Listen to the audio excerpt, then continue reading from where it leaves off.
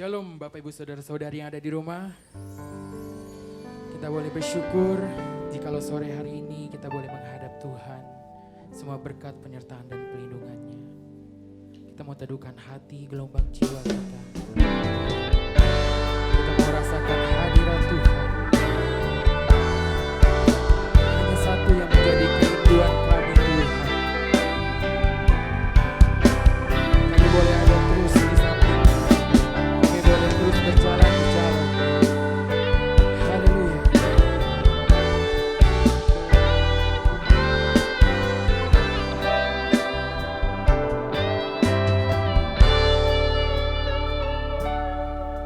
Ku tak tahu sampai kapan hari hidupku, akhir hayatku ini tidak menentu. Namun yang pasti perjalanan hidup ini berakhir di suatu saat nanti. Sebelum hari akhir hidupku tiba,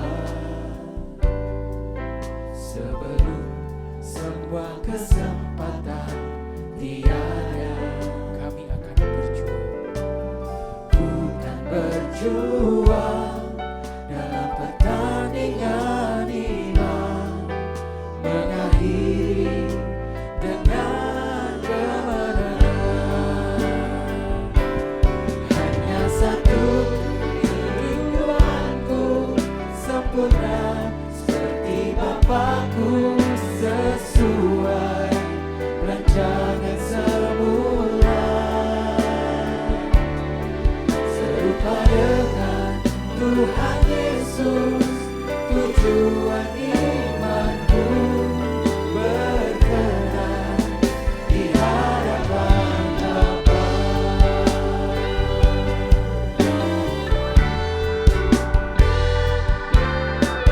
Mari sungguh kita naikkan pujian ini bersama-sama kita katakan.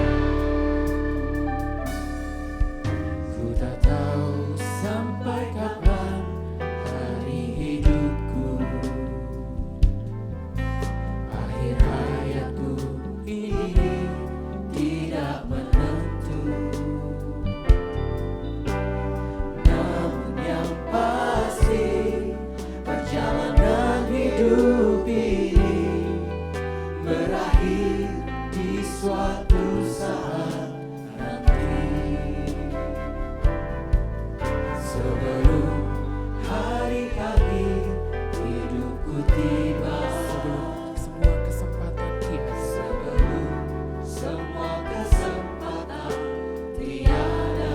Namun satu hal yang pasti, bukan berjuang, kami akan berjuang pertandingan iman, dan kami akan mengakhirinya dengan sebuah kemenangan. Haleluya. Hanya satu kerinduanku, sempurna seperti Bapakku, sesuai rancangan semula. Serupa dengan Tuhan Yesus, tujuan imanku berkenan di hanya satu kerinduanku. Hanya satu kerinduanku, sempurna seperti Bapakku, sesuai rancangan semula. Serupa dengan Tuhan Yesus, tujuan imanku berkenan. Sekali lagi saudara, hanya satu kerinduanku Tuhan. Hanya satu kerinduanku. Sungguh ini kerinduan kami Tuhan. Kami ingin sempurna seperti Engkau Tuhan. Dan kami boleh hidup sesuai dengan rancangan Tuhan. Serupa dengan Tuhan Yesus, tujuan imanku berkenan.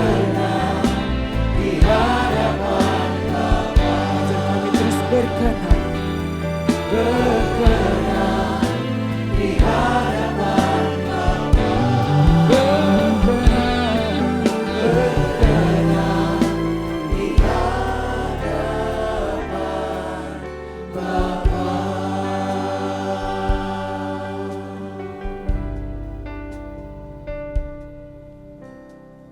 Terima kasih Tuhan untuk setiap hadirat-Mu yang kami rasakan. Kami boleh bersyukur Tuhan Kau hadir di tengah-tengah kami. Dan kami serahkan ibadah ini ke dalam tangan-Mu. Beracaralah di dalamnya. Kami mengucap syukur dan siap memuji Engkau. Bersama-sama kita mau katakan, amin. Bersama-sama kita memuji Tuhan. Ingatlah akan nama Yesus, nama yang menghibur di kala susah dan sedih. Haleluya.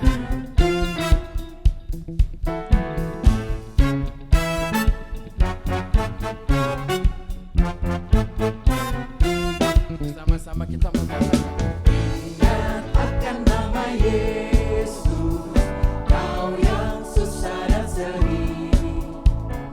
Nama itu menghibur.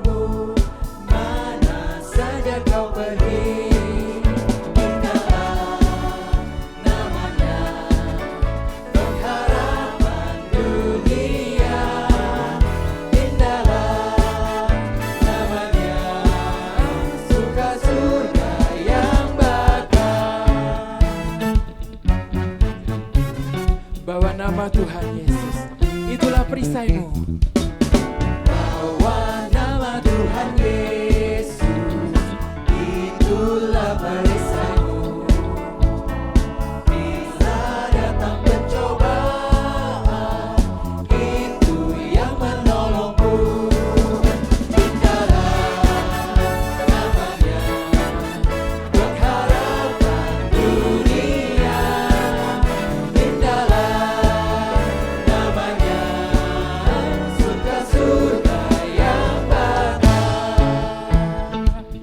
semangat lagi naikkan pujian ini. Sungguh agung nama Yesus. Sungguh agung nama Yesus. Hati kita bergema bila kita dirangkulnya. Sukacita membesar. Indahlah namanya, pengharapan dunia.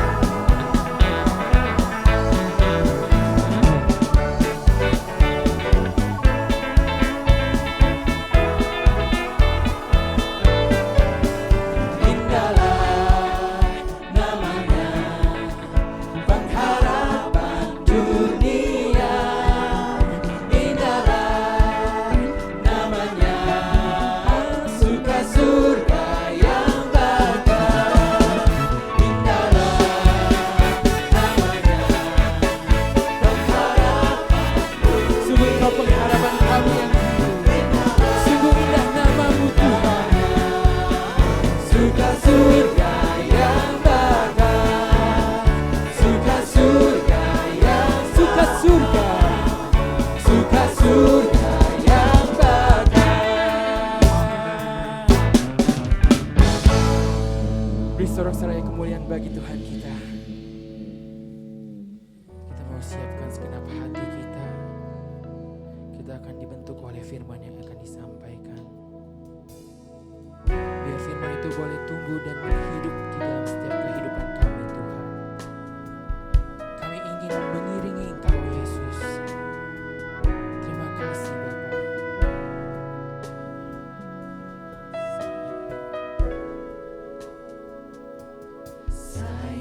Mau iring Yesus sepanjang hariku, walau berat dan sukar jalanmu.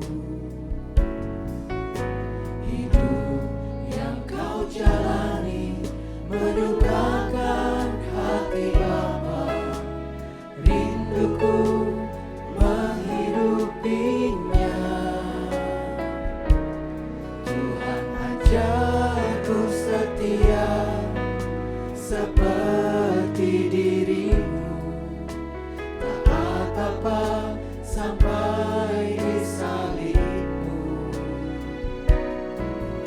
Selama di dunia lakukan kehendak Bapa, menyelesaikan rencana Bapa. Tuhan, ku memilihmu, mengikut jejakmu, menjadi kesukaan Bapa.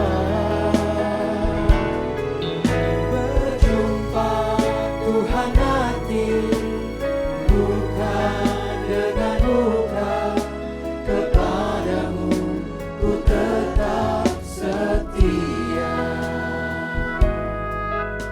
Lebih sungguh lagi kita naikkan pujian ini.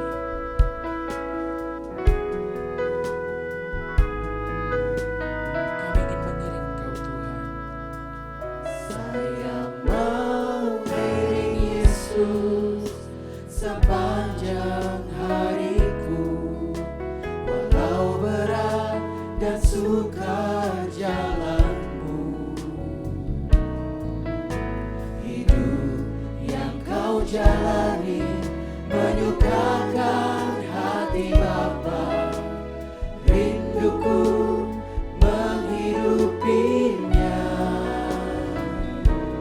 Tuhan, ajarku setia seperti dirimu, taat Bapa sampai di salibmu. Selama di dunia lakukan kehendak Bapa, menyelesaikan rencana Bapa. Tuhan, ku memilihmu, mengikut jejakmu, menjadi kesukaan Bapa.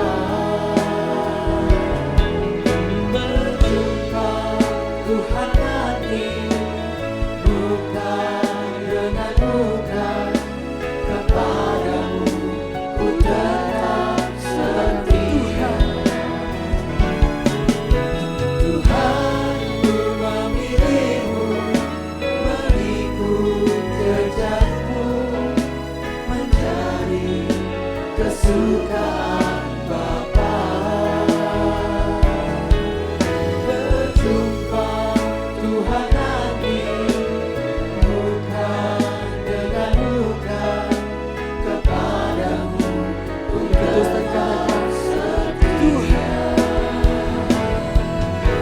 Tuhan, ku memilihmu, mengikut jejakmu, menjadi kesukaan Bapa.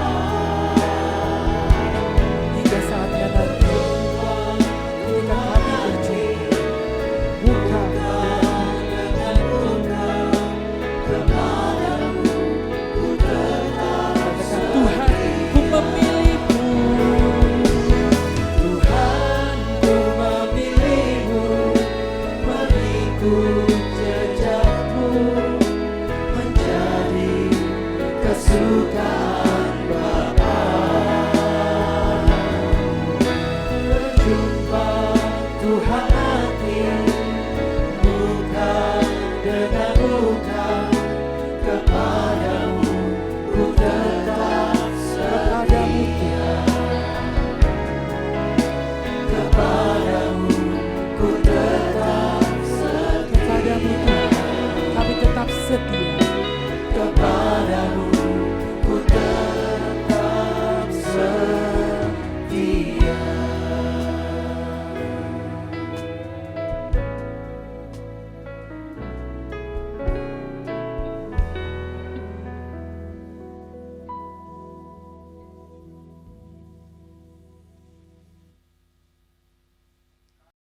Mari kita berdoa, kita akan mendengar kebenaran firman Tuhan. Kita mulai dengan doa. Bapak Ibu yang ada di rumah, mari kita sama-sama berdoa. Bapa kami yang di surga, beberapa menit ke depan kami akan merenungkan kebenaran firman Tuhan. Biarlah Tuhan berkati setiap kami yang mendengarkan firman Tuhan pada saat ini, sehingga kami boleh mengerti apa yang baik, yang berkenan, yang sempurna di hadapan Tuhan. Bapa, berkati kami. Di dalam nama Tuhan Yesus kami berdoa. Amin.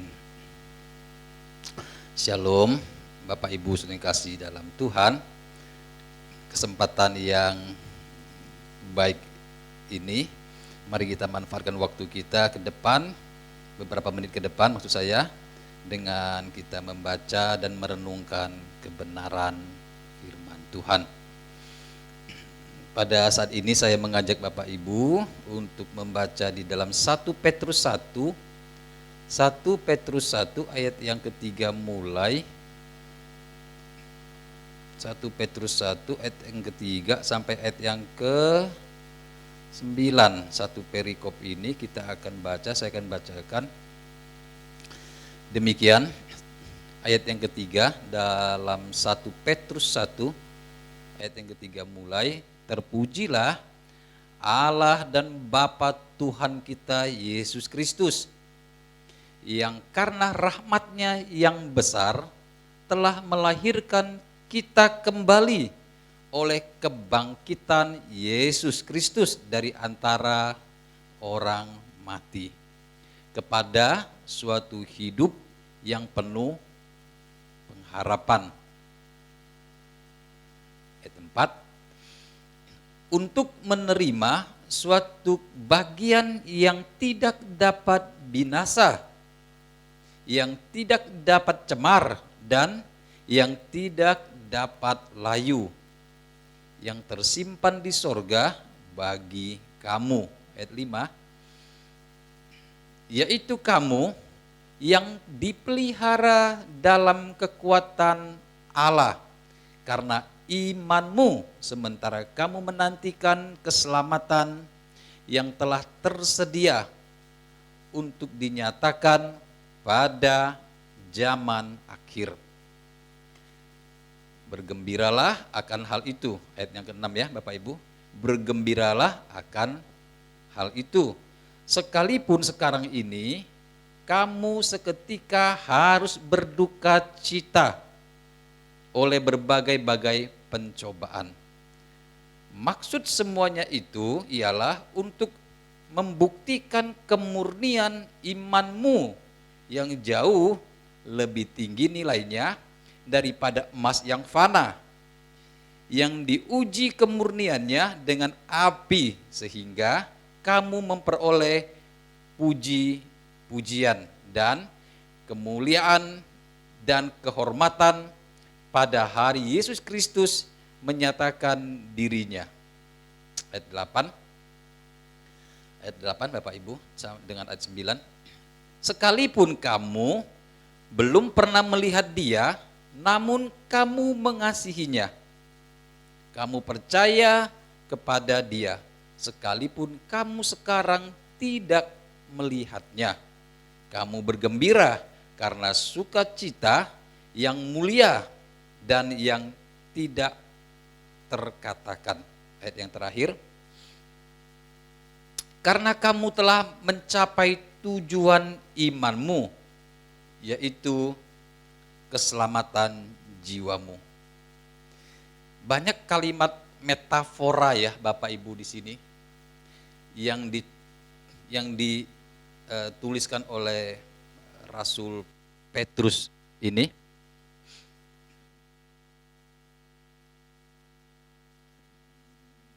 Terpujilah Allah dan Bapa Tuhan kita Yesus Kristus, yang karena rahmat-Nya yang besar, ya kan, telah melahirkan kita kembali oleh kebangkitan Yesus Kristus dari antara orang mati kepada suatu hidup yang penuh pengharapan. Saudaraku yang dikasihi dalam Tuhan, Rasul Petrus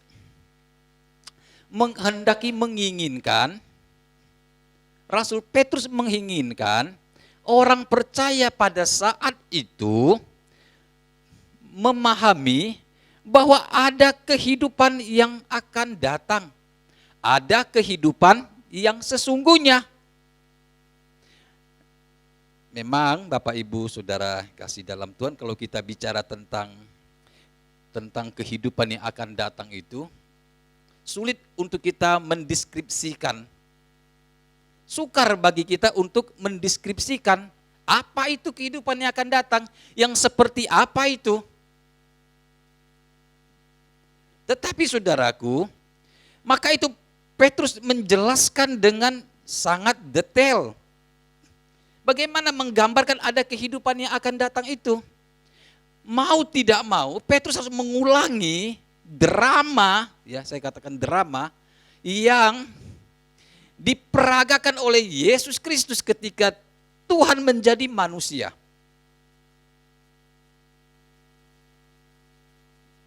Ayat yang ketiga tadi ya yang sudah bacakan, bahwa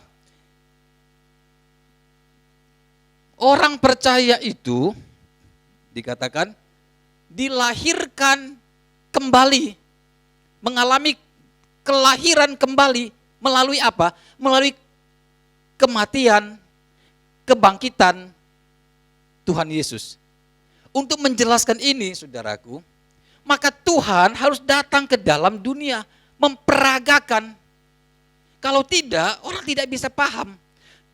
Bapak Ibu, Yesus telah datang ke dalam dunia pun, orang masih tidak begitu yakin ya, tentang adanya kehidupan yang akan datang. Jadi memang betapa sukarnya untuk memiliki iman yang sesungguhnya.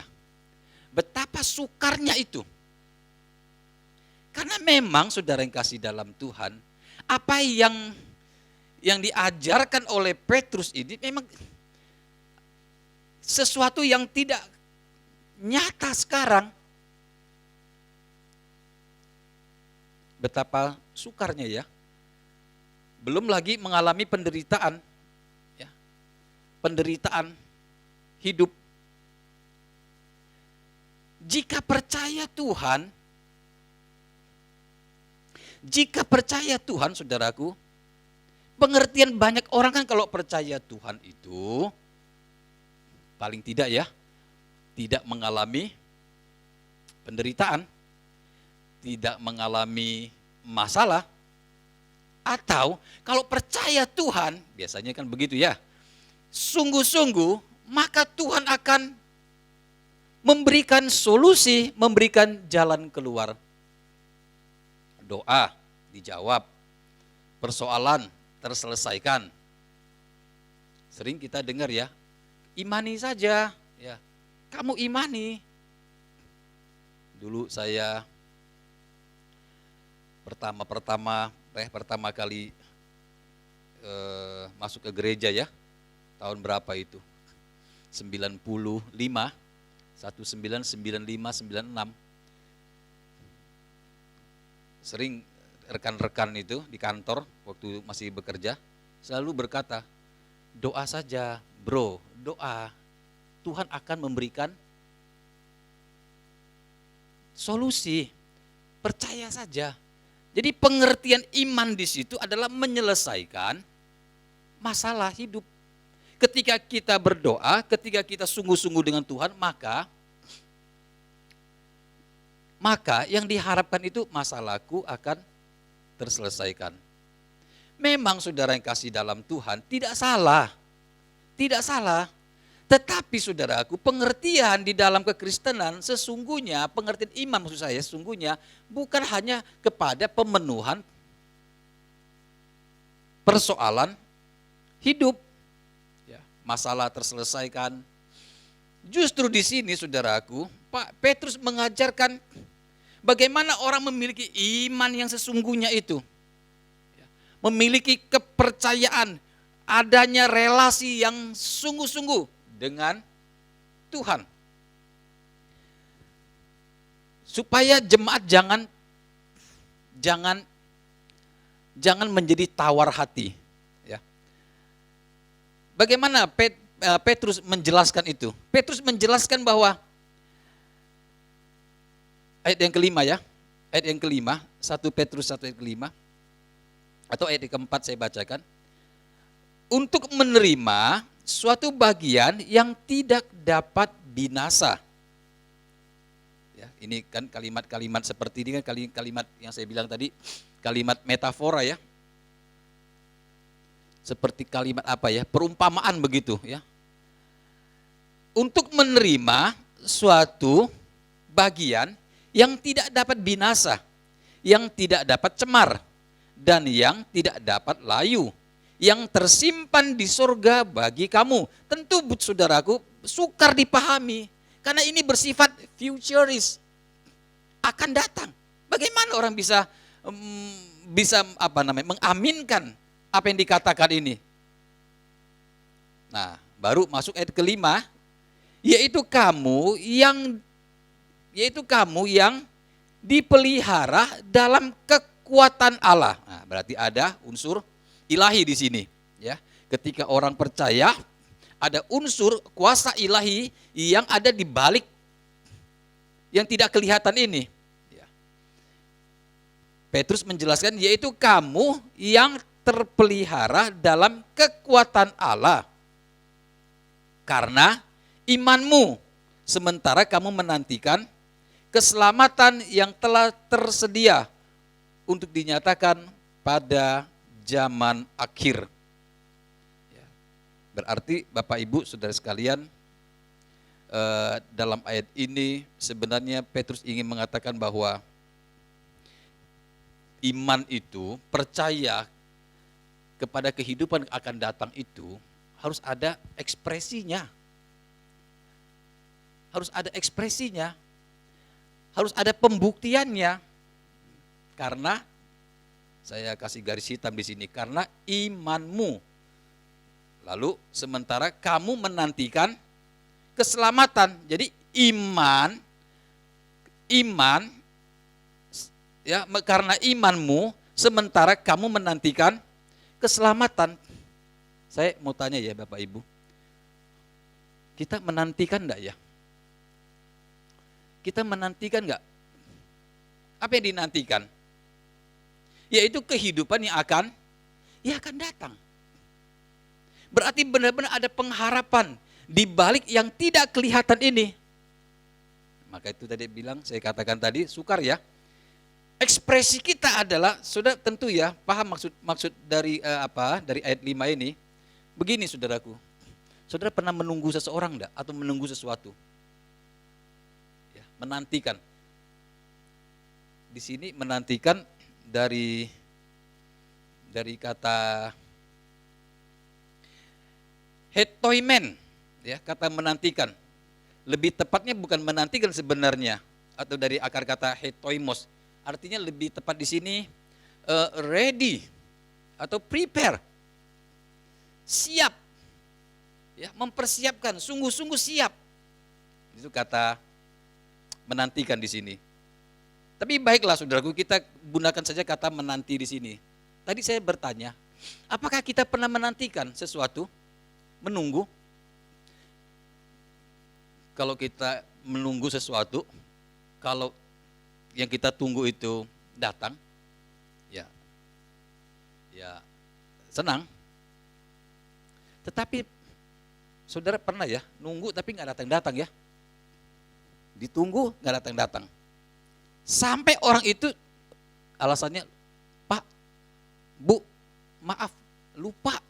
Kira-kira bagaimana? Orang bilang dongkol ya, kecewa.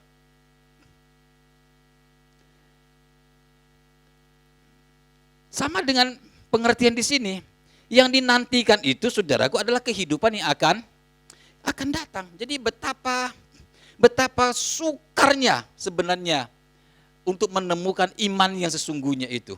Jadi bukan hanya sekedar ya sudah aku percaya Tuhan ya. Soal nanti mati lalu masuk surga, ya udahlah itu urusan nanti. Bukan begitu saudaraku. Justru sekarang ini ketika kita mengaku percaya kepada Tuhan, Maka saat kita berkata percaya, kita harus mempunyai iman yang sesungguhnya, menantikan yang akan datang. Nah ini kan susah ya, saya bilang tadi betapa sangat subjektifnya ini kita. Bagaimana kita menantikan sesuatu yang kita sangat harapkan? Ya, kalau untuk sesuatu yang di dunia fana ini kita menantikan, kita bisa membayangkan ya, kita bisa merasakan.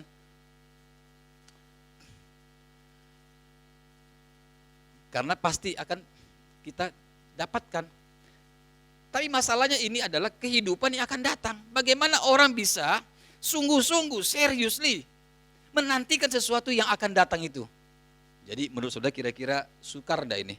Iman itu yang sungguhnya. Sulit, karena kita membuktikannya dari sekarang. Kita membuktikannya dari sekarang. Buktinya apa? Sangat subjektif saya bilang. Kita harus menginginkannya. Menginginkannya sungguh-sungguh.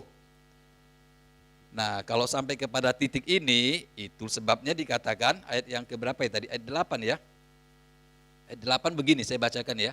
Sekalipun kamu belum pernah melihat dia, ya kan? Sekalipun kamu belum pernah melihat dia, namun kamu mengasihinya. Kamu percaya kepada dia, sekalipun kamu sekarang tidak melihatnya, kamu bergembira. Nah, ekspresinya ada saudaraku. Ada ekspresinya. Ya, tidak. Tadi saya katakan kalau kita menantikan sesuatu, lalu orang itu bilang, aduh Pak, aduh Bu, sorry lupa. Kita jengkel ya, jengkel. Tetapi ini dikatakan kamu percaya kepada dia sekalipun kamu sekarang tidak melihatnya. Kamu bergembira. Wah ini sulit ini ya. Bagaimana caranya bergembira ini dalam keadaan yang tidak menentu. Karena sukacita yang mulia dan yang tidak terkatakan menanti kita. Nah ayat terakhir, karena kamu telah mencapai tujuan imanmu, yaitu keselamatan jiwamu. Jadi sejak di dunia ini orang Kristen maksudnya bisa mencapai tujuan iman. Tapi tentu saja ukurannya sangat pribadi ya. Tergantung satu, hubungan kita dengan Tuhan. Yang kedua tergantung apa? Pengenalan kita akan kebenaran firman Tuhan. Saudara bisa merenung tidak ya? Mengapa orang Kristen pada abad mula-mula, kan ini konteksnya mereka mengalami penderitaan yang tidak main-main ini saudaraku. Bukan penderitaan soal tidak makan lalu sulit, tidak ini. Ini justru mengalami penderitaan yang hebat. Mereka harus mengalami penganiayaan. Lalu bagaimana mereka membuktikan mereka tapi yakin bahwa ada kehidupan akan datang. Lalu harus diekspresikan. Nah itu namanya mencapai tujuan iman. Ekspresinya pasti ada. Kemarin ketika ada seorang ibu yang bertanya, mereka itu kan tidak sekolahnya tidak seperti kita hari ini ya. Ada sekolah Alkitab, lalu belajar Alkitab ya. Banyak rohaniawan kita bisa belajar dari media sosial ya, dari YouTube, dari gadget. Orang-orang pendeta ya, gereja memberitakan firman. Tapi zaman dulu kan tidak ada. Bagaimana mereka bisa eksis? Mereka bisa bertahan dengan kepercayaan mereka. Sementara fakta menunjukkan bahwa mereka mengalami berbagai tantangan yang luar biasa. Boro-boro doa dijawab seperti yang saya katakan tadi. Kalau kamu ada masalah doa, Tuhan akan tolong kamu. Ini kan tidak begitu saudaraku. Nah ini penting ya. Maka itu di ayat 1, ayat yang ke berapa tadi? Ayat yang ketiga, karena ada kebangkitan. Karena memang abad mula-mula ya. Jadi ketika waktu Tuhan Yesus mati di salib, mereka tahu ya, abad mula-mula, lalu dikuburkan ya. Tentu masih hangat ya. Lalu Yesus bangkit dari antara orang mati pada hari ketiga dan naik ke surga. Nah, ini fenomenal yang luar biasa. Bapak Ibu Saudaraku. Mereka berharap bahwa kehidupan itu akan datang tidak lama lagi, karena mereka tahu, sebagai mereka tahu bahwa Yesus itu mati di salib. Yesus itu dikuburkan dan Yesus bangkit abad mula-mula. Jadi mereka membayangkan bahwa memang nyata ada kehidupan akan datang. Nah, itu yang membuat mereka bisa bertahan dalam penderitaan, sehingga mereka tidak mengharapkan pertolongan yang bersifat fana. Ya. Campur tangan Tuhan dalam hal-hal yang bersifat masalah hidup, seputar masalah hidup. Nah, ini sebenarnya saudara kasih dalam Tuhan. Orang yang memahami kebenaran ini dikatakan telah mencapai tujuan iman. Jadi iman di sini, pisteuo di sini adalah sungguh-sungguh menghayati bahwa ada kehidupan yang akan datang, dan itu memang sukar sekali untuk dijabarkan. Yang seperti apa itu? Tapi paling tidak saudaraku, paling tidak melalui pembacaan ini kita mendapatkan frame dasar iman yang kokoh. Bagaimana kita bisa menaruh harap kita kepada kehidupan yang akan datang, sehingga ketika kita mengalami apapun juga dalam hidup ini, kita tidak pernah kecewa, atau bukan kecewa, kita tidak pernah bertanya Tuhan ada apa tidak. Tidak akan terlintas dalam pikiran, atau sering dikatakan oleh Bapak Gembala kita, mencurigai Tuhan. Kita tidak akan pernah mencurigai Tuhan, karena kita menemukan iman yang sesungguhnya itu, yaitu ada kehidupan yang akan datang. Saya ingat ya, di Injil, kalau tidak salah di Injil Matius 13 itu ada perumpamaan orang yang menggarap ladang. Lalu si penggarap ini dia menemukan harta yang terpendam. Kan? Sebenarnya sama juga ketika orang mendengar Yesus Kristus adalah Tuhan, kita menemukan, tapi ekspresinya kan beda-beda saudaraku. Oh, sekarang kita tahu. Kamu percaya Yesus? Percaya. Ya kan? Apalagi di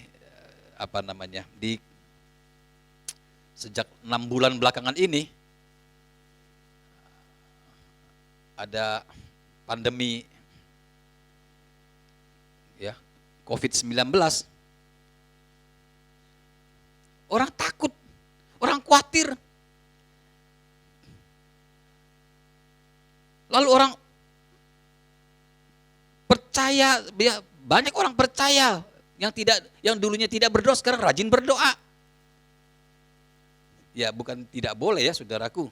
Yang dulunya tidak mau beribadah sekarang rajin. Ya sama percaya Tuhan juga, tetapi sudah kualitasnya beda ya. Kita percaya, kita berdoa, kita bersekutu dengan Tuhan bukan karena takut dengan epidemi ini, bukan takut karena ada wabah ini. Kalau memang takut karena wabah ini, lalu kita sungguh-sungguh dengan Tuhan, saya pertanyakan itu. Ya, kita pertanyakan apakah itu percaya atau iman yang sesungguhnya yang seperti dikatakan oleh Petrus ini. Saudaraku yang dikasihi Tuhan. Di dalam Matius tadi, sebentar ya, saya akan mengakhiri. Sebelum saya mengakhiri, saya akan kasih perumpamaan ini. Orang ini, penggarap ladang ini, dia menemukan, kalau sudah baca nanti ayat keberapa? 44, 45, 46, 48. Orang ini menemukan harta terpendam.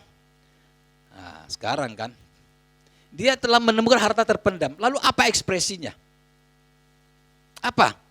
Sama seperti katakan Petrus di sini, dia bersuka cita.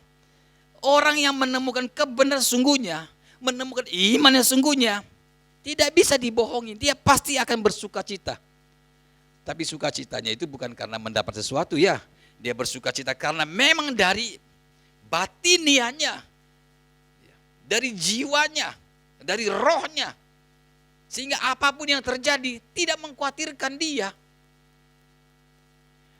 Ketika dia menemukan harta terpendam ini, Alkitab mencatat orang ini menutup kembali dengan tanah. Lalu apa yang dia buat? Dia pulang, dia jual segala miliknya untuk membeli ladang itu. Nah, ini ekspresi saudaraku. Kenapa begitu? Karena menemukan harta yang sesungguhnya. Saudaraku, kehidupan akan datang di dalam Yesus Kristus, itulah harta yang sesungguhnya. Saudara telah menemukannya? Amin. Kalau sudah amin, harus ada pembuktiannya, ekspresinya. Ekspresinya itu bukan hanya rajin ke gereja, rajin berdoa, sekarang nggak bisa ke gereja ya, karena ada pandemi gini. Ya, bukan hanya rajin berdoa, tetapi sikap hati yang sangat batiniah sekali. Bagaimana kita mengekspresikan, ya, bagaimana kita rela membagi hidup. Kenapa? Karena tahu ada kehidupan yang akan datang. Kiranya saudara yang kasih dalam Tuhan, pada renungan hari ini 1 Petrus 1 ayat yang ketiga yang tadi sudah kita baca sampai yang ke-9 ini memberikan semangat yang baru, pengertian pemahaman yang baru tentang iman saudara, ya, iman kita yang harus di-upgrade. Jadi aku percaya kepada Tuhan bukan karena supaya Tuhan tolong ya banyak persoalanku, bukan, tapi memang benar-benar dari hati yang mengasihi Tuhan. Kenapa? Karena memang ada kehidupan yang akan datang. Oke, Bapak Ibu, kiranya firman Tuhan yang telah kita dengar pada saat ini, beberapa menit tadi, memotivasi kita untuk kita mengasihi Tuhan. Dan berusahalah, temukan imannya sungguhnya itu ya. Temukan, selagi masih ada kesempatan, temukan itu. Supaya saudara bisa benar-benar menghayati bahwa Tuhan itu hidup dalam hidup kita. Ini kesempatan kita, ya. Puji Tuhan. Amin. Mari kita berdoa.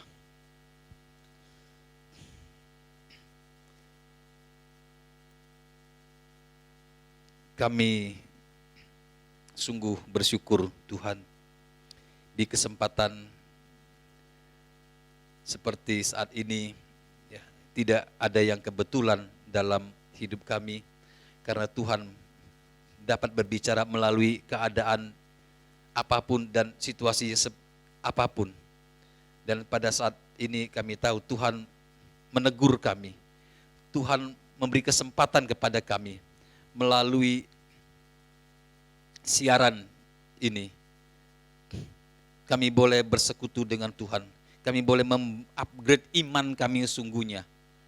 Seperti yang diajarkan oleh Rasul Petrus dalam 1 Petrus 1 ayat-ayat yang telah kami baca ini.